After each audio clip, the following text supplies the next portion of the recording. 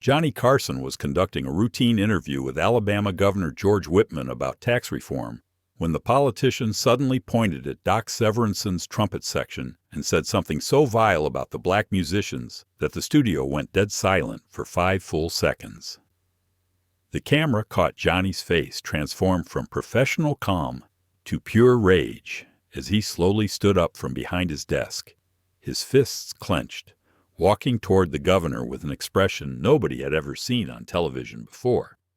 When Whitman doubled down with an even worse slur directed at bassist Eugene Wright, what Johnny Carson did next caused NBC to cut the live feed, security to rush the stage, and The Tonight Show to face the most controversial moment in its history.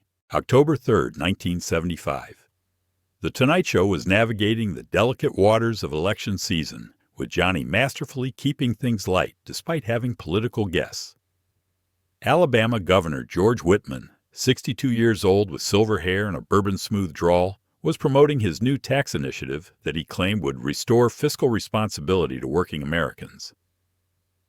Johnny had been professionally courteous but subtly skeptical, getting laughs with gentle jabs about politicians and promises. The audience seemed relieved to have political content that didn't feel like a lecture. The band had been particularly excellent tonight. Doc Severinson's arrangements were tight, and the trumpet section was on fire. Eugene Wright, the legendary black bassist who joined the band 2 years earlier after his stint with Dave Brubeck, had gotten a rare solo spotlight during the commercial break that had the audience applauding wildly. Tommy Newsom on saxophone, Clark Terry on trumpet. The band was more integrated than most of America in 1975. And Johnny was quietly proud of that fact. He'd fought NBC executives who'd expressed concerns about having too many black musicians visible on camera. Governor Whitman seemed uncomfortable from the moment he'd walked past the band.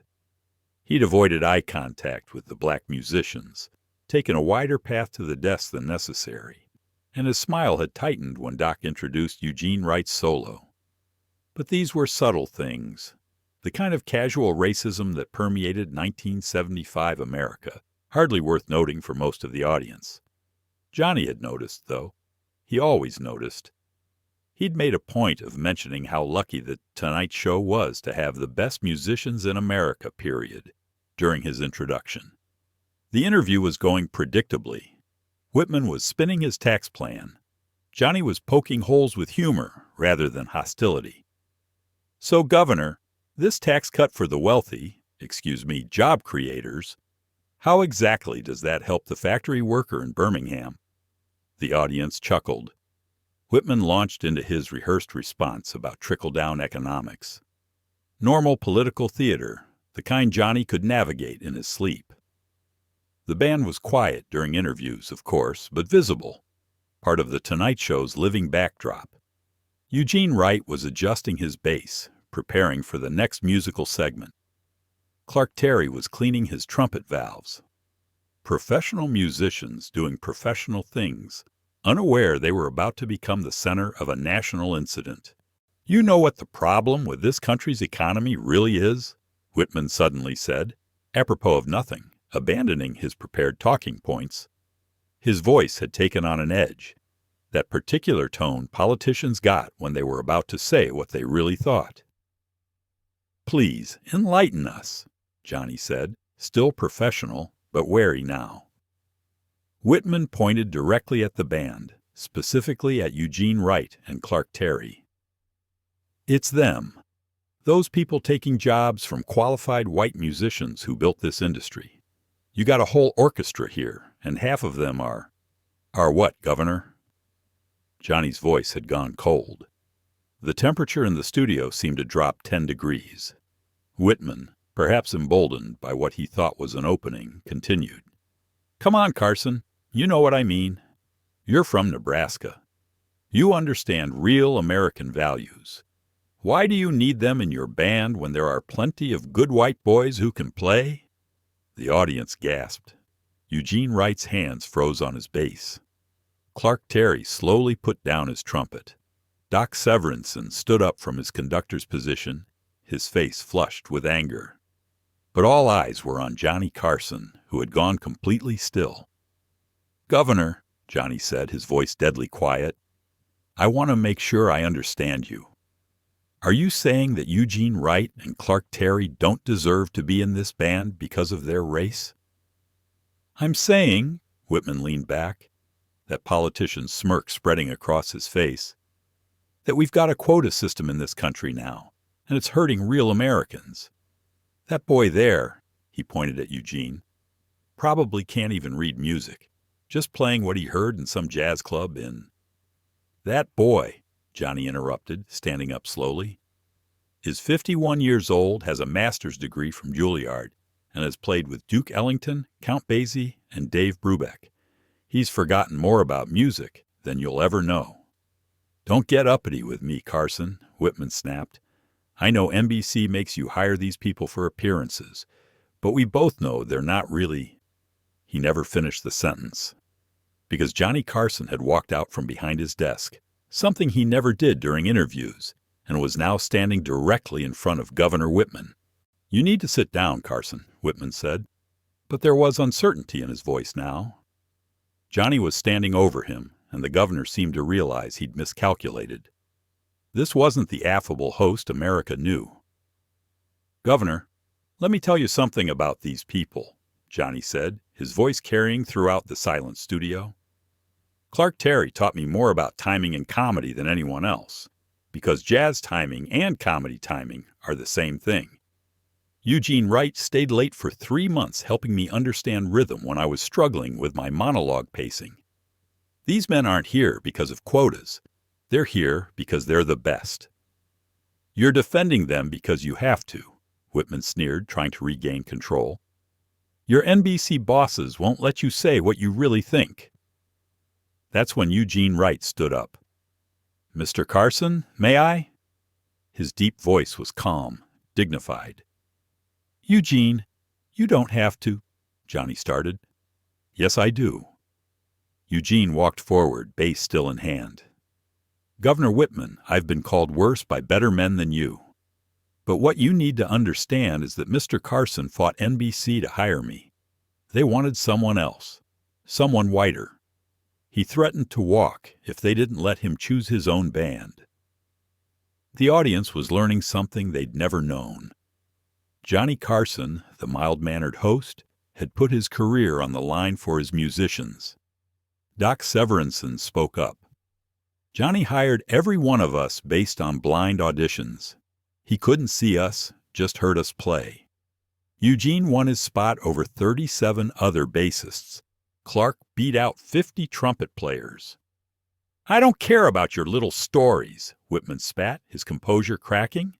"The fact remains that this show, this network, is promoting an agenda that's destroying the fabric of—" "The fabric of what?" Johnny's voice was rising now. "Of America. These men served in Korea. Eugene was at Chosin Reservoir. Clark has a Purple Heart. What did you do during the war, Governor?" "Oh, that's right. 5 deferments for essential civilian occupation. Running your daddy's car dealership." The audience gasped. Johnny Carson had just exposed something on live television that Whitman had kept hidden his entire political career. The governor's face went from red to purple. "You little bastard," Whitman snarled, jumping up from his chair. "You think you can embarrass me? Talk about my service record?" He then said that word, directed at Eugene Wright. The 6-letter slur that even in 1975 could stop a room cold. "At least I'm not taking orders from a—" Johnny's fist connected with Whitman's jaw before he could finish. The governor stumbled backward, crashing into the guest chair. The audience screamed. Ed McMahon shot up from his desk shouting, "Johnny, no!" But Johnny was already moving forward again, grabbing Whitman by his lapels. "You never use that word about my musicians. Never!" Johnny's face was contorted with rage, nothing like the cool comedian America knew. Whitman swung wildly, catching Johnny in the ribs, but Johnny didn't let go. They crashed into the desk, sending coffee mugs and cards flying. Security guards rushed the stage from both sides. Fred de Cordova was screaming, "Cut the feed! Cut the feed!" But the cameras kept rolling for another 10 seconds, capturing Johnny Carson in a full brawl with a sitting governor on live television. Eugene Wright and Clark Terry rushed forward, not to join the fight, but to pull Johnny back. "Mr. Carson, stop!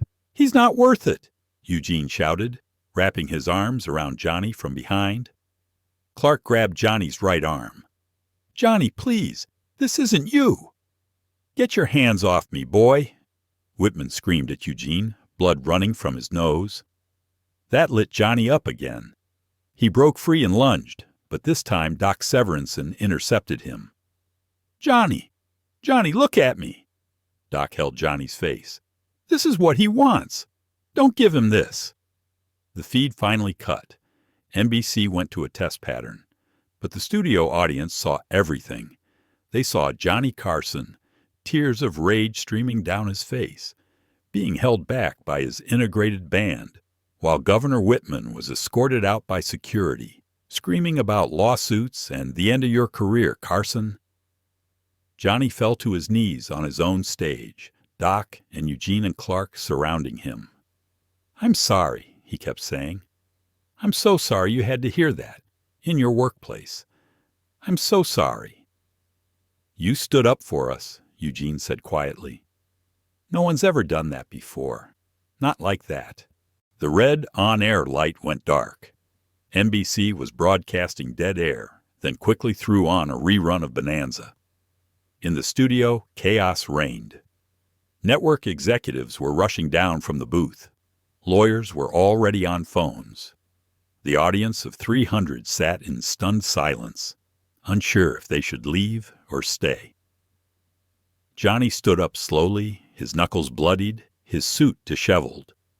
He looked at the audience and spoke, even though they weren't broadcasting. "I'm sorry you had to see that. I've done this show for 13 years without ever raising my hand to anyone.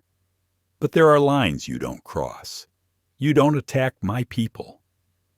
The audience burst into applause. They were on their feet, giving Johnny a standing ovation. But Johnny wasn't looking at them. He was looking at his band, particularly at Eugene and Clark. "Gentlemen," he said, "NBC is going to ask me to apologize. They're going to want me to make this go away. I won't. If they want to fire me, they can fire me. But I will never apologize for defending you." Eugene Wright walked over and embraced Johnny. "You might have just ended your career for us." "Then it was a career worth ending," Johnny replied. Fred de Cordova approached, phone in hand. "Johnny, it's the head of NBC. He wants to speak with you. Now." Johnny took the phone. The studio could only hear his side. "Yes, sir. No, sir, I will not apologize. He used that word about my musicians. I don't care if he's a governor. Fire me if you want, but I'm not apologizing." He listened, then his expression changed. "What do you mean? The switchboard. How many?" He hung up and looked at everyone. "NBC's switchboard has received over 8,000 calls in the past 5 minutes. People supporting what I did. They're saying it's the most positive response they've ever gotten." Ed McMahon, who'd been silent, finally spoke. "Johnny, in all our years together, I've never been prouder of you than I am right now." The band began to play, softly, without direction. It was "The Star-Spangled Banner," but in a slow, jazz arrangement. Eugene's bass line was prominent, beautiful. Clark's trumpet soared. It was their answer to Whitman, American music played by American musicians. The Carson-Whitman incident became a watershed moment in television history. Within 48 hours, Governor Whitman was forced to withdraw from his re-election campaign as footage of him using racial slurs dominated the news. Johnny faced no charges. Prosecutors declined to pursue assault charges given Whitman's fighting words, and the fact that Whitman had thrown a punch. NBC, seeing the overwhelming public support, backed Johnny completely. The network received over 100,000 letters supporting Carson's actions, including one from Martin Luther King Jr.'s widow, Coretta Scott King, thanking him for standing up when standing up mattered. The incident transformed the Tonight Show band into civil rights symbols. Eugene, Wright, and Clark Terry became the most famous musicians in America overnight. They received recording contracts, magazine covers, and were invited to the White House. But they stayed with Johnny. "He fought for us," Eugene said in a 1980 interview. "You don't abandon someone who literally fought for you." The band remained fully integrated and became even more diverse, with Johnny deliberately hiring more Black and Latino musicians in defiance of any lingering prejudice. Johnny never apologized, but he did address it once 2 weeks after the incident. "I've been asked if I regret hitting Governor Whitman. I regret that it came to violence, but I don't regret standing up for my friends, my colleagues, my family, because that's what this band is. If that makes me controversial, so be it." His ratings, rather than suffering, hit all-time highs. America, it seemed, had been waiting for someone to throw that punch. The real lasting change came in how late-night television approached race. Johnny made it a point to feature more Black comedians, musicians, and actors. He gave Richard Pryor his first major platform.